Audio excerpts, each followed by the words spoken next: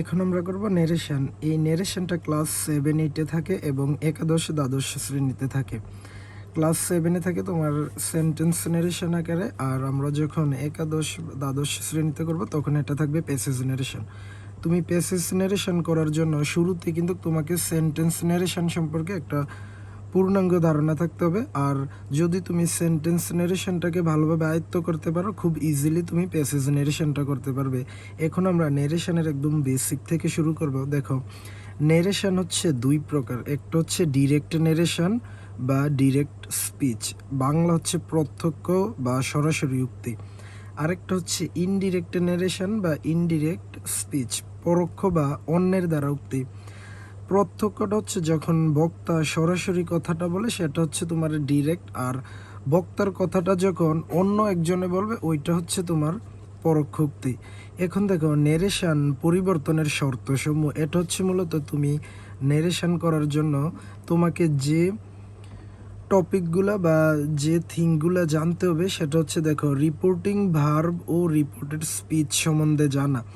যেমন আমরা যখন গুণ বা ভাগ করবো, তখন পূর্বে কিন্তু তোমাকে গুণের নামতা সম্পর্কে ভালো আইডিয়া রাখতে হবে। যদি তুমি গুণের নামতা না পারো, তাহলে কিন্তু তুমি গুণ ভাগ করতে পারবে না। ঠিক একইভাবে তুমি নেরেশন করার জন্য তোমাকে সর্বপ্রথম রিপোর্টিং ভার্ব ও রিপোর্টেড স্পিচটা জানতে হবে। দ্বিতীয় হচ্ছে পার্সন পরিবর্তন সম্পর্কে জানতে হবে। তোমাকে পার্সন কি, এগুলো তো জানতে হবেই, সাথে পার্সনের কি কি পরিবর্তন আছে এইগুলো তোমাকে জানতে হবে। 3 নম্বর হচ্ছে সাবজেক্ট, অবজেক্ট, পসেসিভ। এই 3টি ফর্ম মুখস্থ রাখতে হবে। তারপর টেন্স পরিবর্তনের নিয়ম সম্বন্ধে জানা। এখানে কিন্তু অ্যাডভান্স আর বেসিকটা হচ্ছে তোমার, যেমন পার্সন কি এগুলা জানতে হবে, সাবজেক্ট, অবজেক্ট, পসেসিভ কি এগুলা জানতে হবে। টেন্স হচ্ছে মূলত আমরা অনেক আগে থেকেই টেন্স শিখি। তো তুমি যদি টেন্স না পারো, কোনোভাবে কিন্তু তুমি নেরেশন করতে পারবে না। তারপর হচ্ছে অ্যাডভার্বিয়াল প্রেস বা নিকটবর্তী শব্দসমূহকে কিভাবে দূরবর্তী শব্দে পরিবর্তন করা হয়, সেই সম্বন্ধে জানতে হবে। এখন দেখো, আমরা সর্বপ্রথম জেনেছিলাম যে রিপোর্টিং ভার্ব ও রিপোর্টেড স্পিচ সম্বন্ধে কি। দেখো, রিপোর্টিং ভার্বটা কি? কোনো ব্যক্তি যে ভার্ব দিয়ে বক্তব্য শুরু করে তাকে রিপোর্টিং ভার্ব বলে। তো সংক্ষেপে আমরা রিপোর্টিং ভার্বকে আরবি বলতে পারি। আর অন্যথায় ইনভার্টেড কমার বাহিরের অংশটুকুকে আমরা রিপোর্টিং স্পিচ বলবো। তাহলে দেখো দেখো আরো সহজভাবে আমরা বলতে পারি যে কমার বাহিরের অংশটুকু হচ্ছে রিপোর্টিং ভার্ব, যেটাকে আমরা আরবি বলি। অন্যথার কথাটা আমরা জানতে হবে যে কমা এর বাহিরে যে ভার্ব থাকে, সেটাই হচ্ছে তোমার রিপোর্টিং ভার্ব। দেখো, এখানে এই বাক্যটা she said to me, comma inverted comma শুরু, I went to college yesterday. তাহলে এখানে এই যে দেখো, এটা হচ্ছে তোমার ইনভার্টেড কমার বাহিরের অংশ, শি সেড টু মি। আর এটা হচ্ছে তোমার দেখো ইনভার্টেড কমা, এটা হচ্ছে ইনভার্টেড কমার ভিতরের অংশ। তাহলে এই বাহির অংশটুকুই হচ্ছে আমার কি, রিপোর্টিং ভার্ব। এবার দেখো, রিপোর্টেড স্পিচ কি?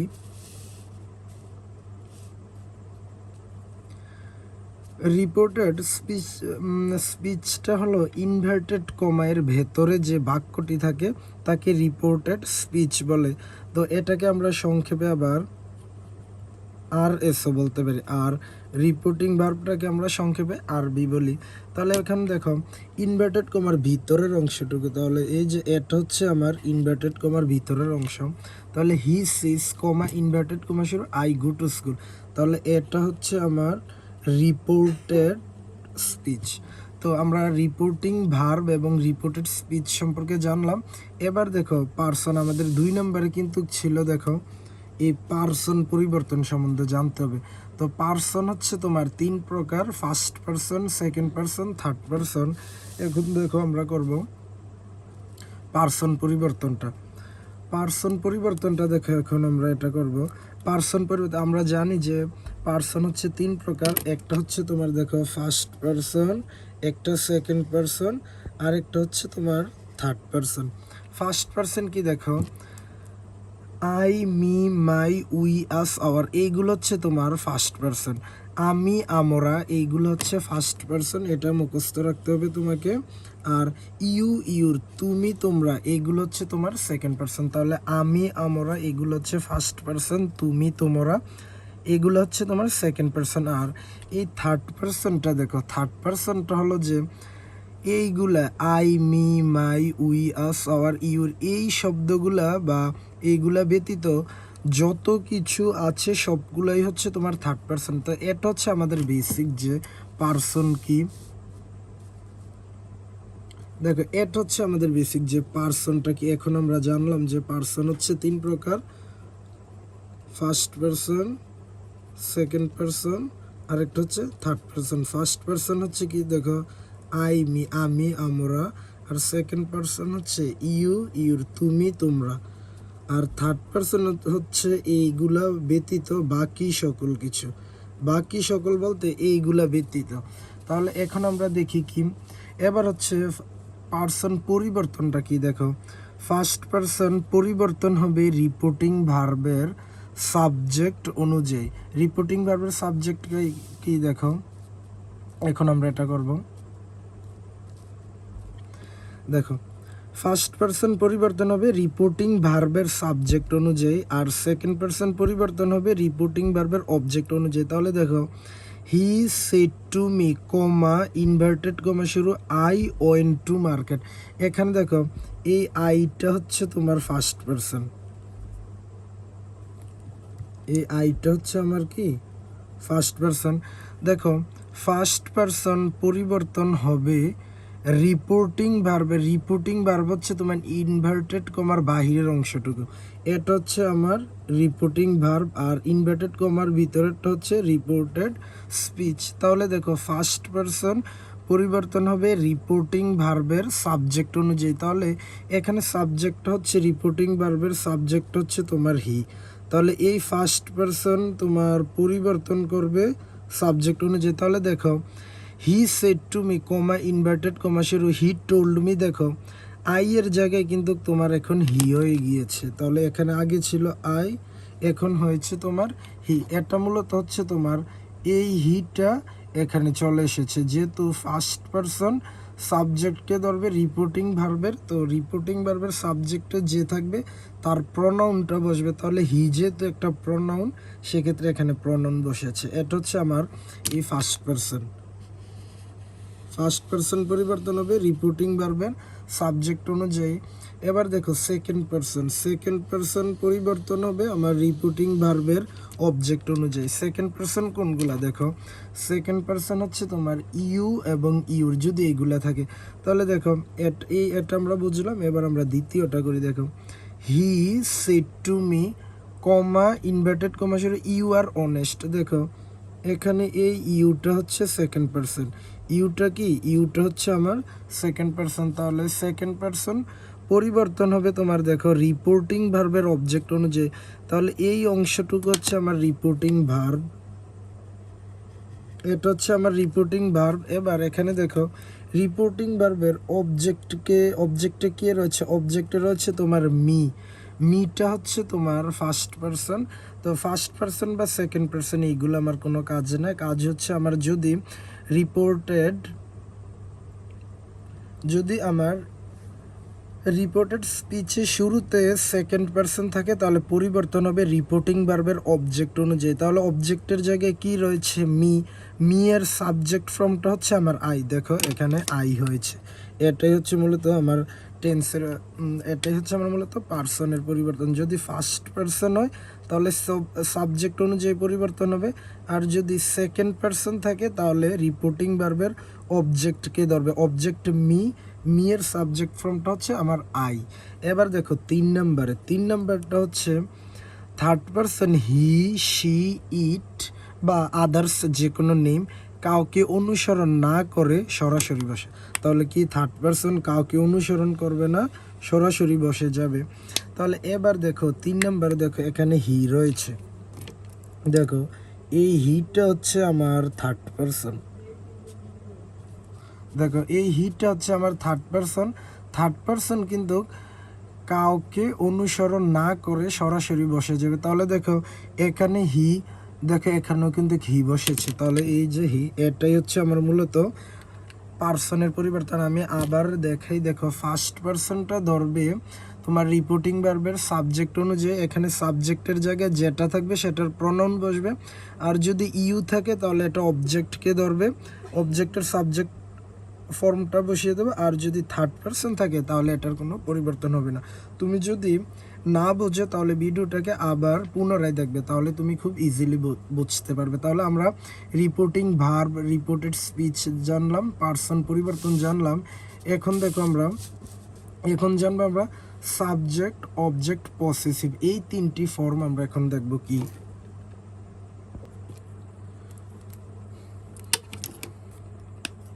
দেখো এখন আমরা করব সাবজেক্ট, অবজেক্ট, পসেসিভ, এই তিনটা ফর্ম।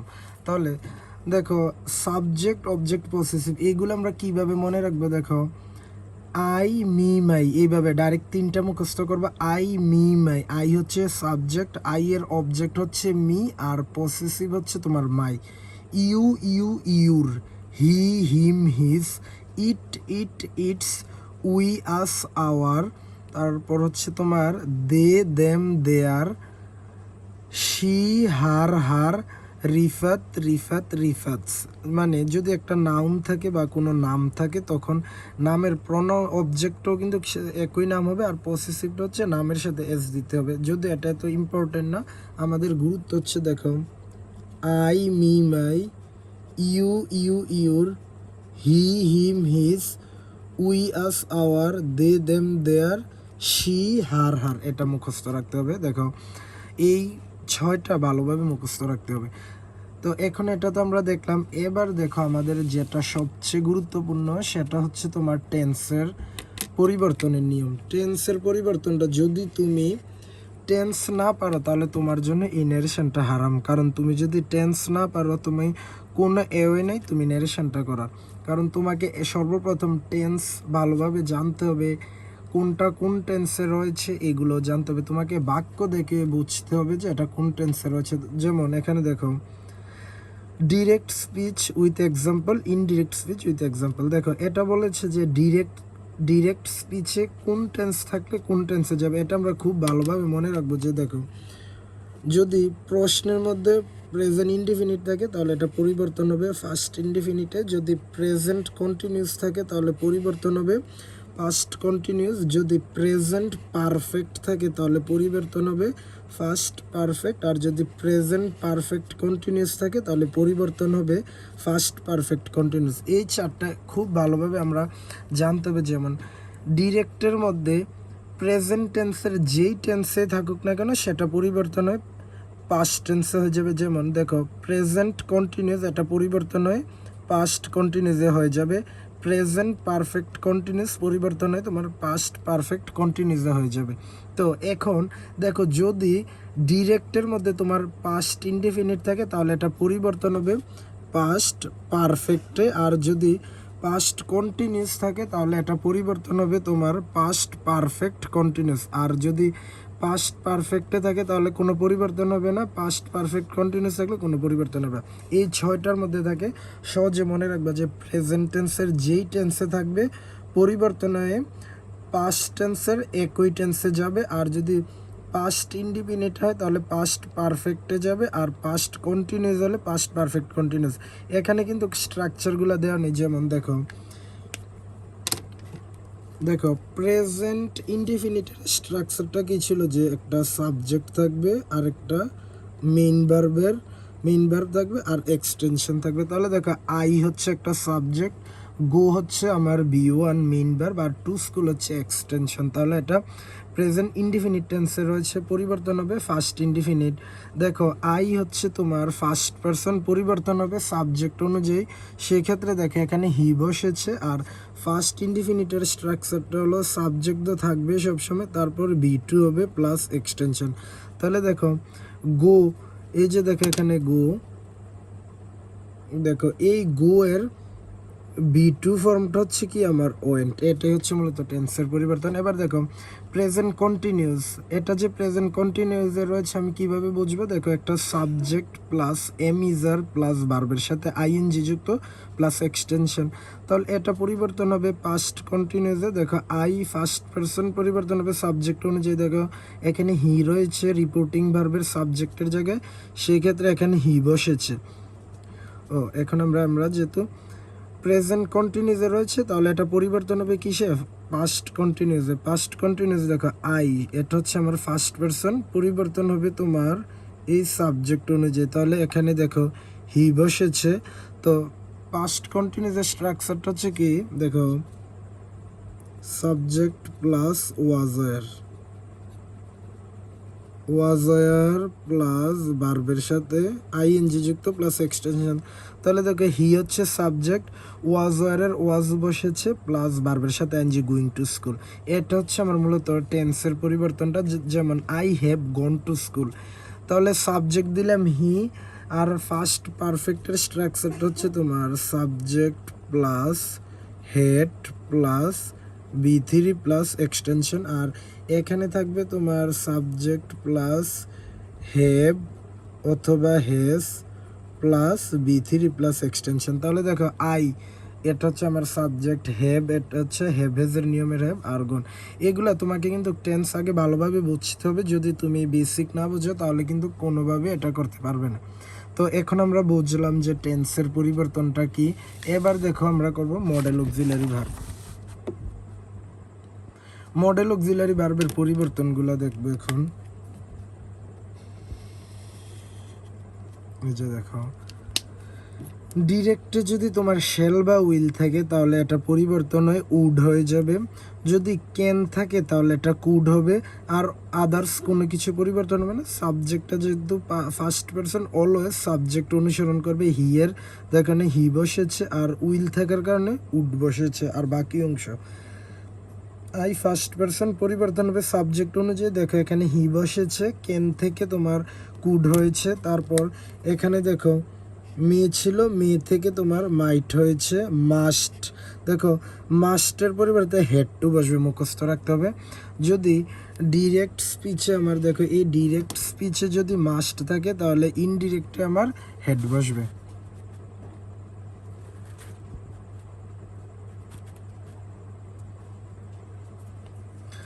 এখন দেখো যদি কুট থাকে তাহলে আর পরিবর্তন হবে না, মাইট থাকলে আর পরিবর্তন হবে না, শুট থাকলে আর পরিবর্তন হবে। এগুলো হচ্ছে যদি মডেল অক্সিলারি ভার্ব থাকে। এটা যদি রিপোর্টেড স্পিচের মধ্যে যদি মডেল অক্সিলারি ভার্ব থাকে তাহলে শুধুমাত্র আমার এই পার্সনের পরিবর্তনগুলো হবে, আর এগুলো ডিরেক্ট বসে যাবে। যেমন উডের উড, কুডের কুড এবং মাইটের মাইট, এগুলো হচ্ছে মডেল অক্সিলারি ভার্বের পরিবর্তন।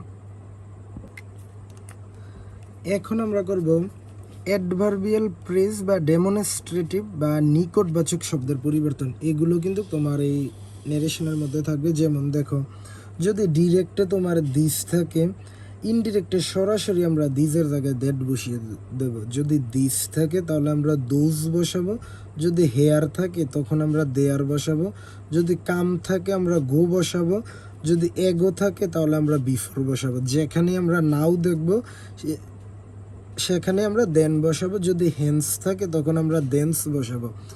তারপর হাইদার থাকলে, তারপর দেখো দোজ থাকলে এটা তো গুরুত্বপূর্ণ না, এটা আমরা বাদ দিলাম। দোজ থাকলে আমার সো বসবে, টুডে থাকলে আমার দ্যাট ডে থাকবে, টু নাইট থাকলে that night, tomorrow the next day, the following day. তারপর next week, the following week বা মান্থ ইয়ার, লাস্ট ডে বা লাস্ট নাইট এমন যদি থাকে, দ্য প্রিভিয়াস ডে বা প্রিভিয়াস নাইট এইরকম। আর ইয়েস্টারডে মানে গতকাল, এটা হবে তোমার দ্য প্রিভিয়াস ডে। এগুলোর মধ্যে দেখো কোনগুলো গুরুত্বপূর্ণ। এই দিজেরটা হচ্ছে আমার গুরুত্বপূর্ণ, তারপর হেয়ারেরটা হচ্ছে গুরুত্বপূর্ণ, এগোরটা হচ্ছে গুরুত্বপূর্ণ, নাউয়েরটা হচ্ছে গুরুত্বপূর্ণ, এগুলো বেশি থাকে। তারপর হচ্ছে তোমার টুডে, টু নাইট, তারপর হচ্ছে তোমার tomorrow, last day, last night বা ইয়েস্টারডে। দেখো এই সবগুলোর মধ্যে কিন্তু এইগুলো আরেকটু বেশি ইম্পর্ট্যান্ট। তো এটা হচ্ছে আমার বেসিকের যে তোমার নেরেশনের যে বেসিক আলোচনাটা সেটা হচ্ছে তোমার এতক্ষণ আমরা করলাম। এখন আমরা করব তোমার মেইন টপিকগুলো, যেমন